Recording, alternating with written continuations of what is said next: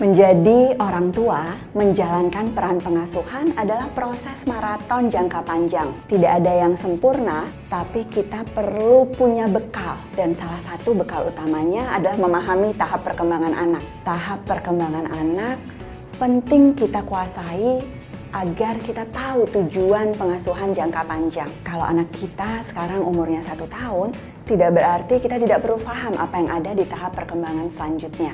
Tujuan-tujuan kita hari ini jangan sampai mengalahkan tujuan-tujuan kita untuk tahun-tahun mendatang. Menjadi orang tua juga menuntut kita memahami bahwa aspek perkembangan seringkali bukan hanya tentang apa yang bisa terlihat.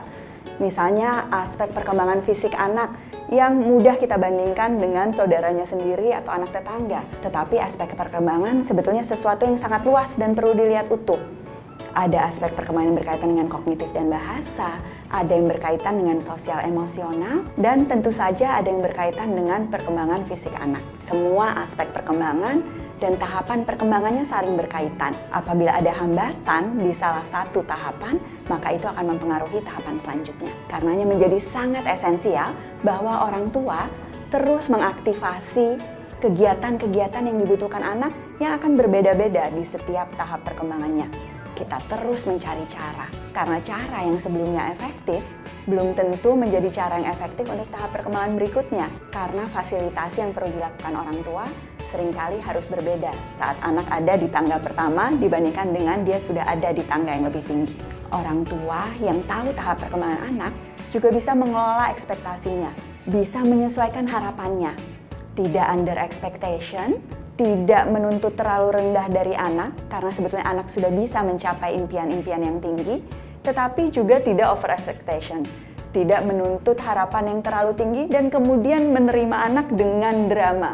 Kita sebagai orang tua yang tahu apa yang tepat di tahap perkembangannya akan bisa mampu berespon dengan lebih sensitif dan mampu berespon dengan lebih baik terhadap anak-anak kita. Tahap perkembangan anak itu membutuhkan dukungan dari semua yang ada di lingkungan.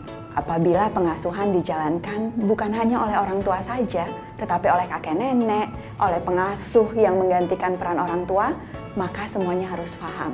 Tumbuh kembang anak kita bukan hanya ditentukan oleh anak sendiri atau oleh apa yang dilakukan orang tuanya, tetapi dukungan dari semua yang ada di lingkungan.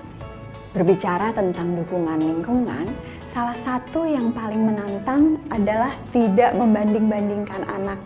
Tahap perkembangan anak memang ada polanya, ada yang wajar dan tidak, tetapi tahap perkembangan anak bisa berbeda antara satu anak dengan anak lainnya.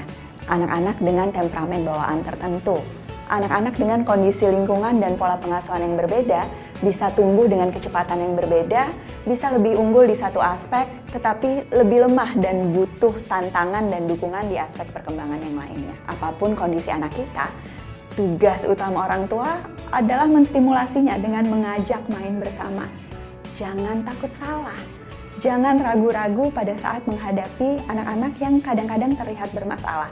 Intervensi dini menjadi sangat penting untuk mendukung perkembangan anak-anak kita.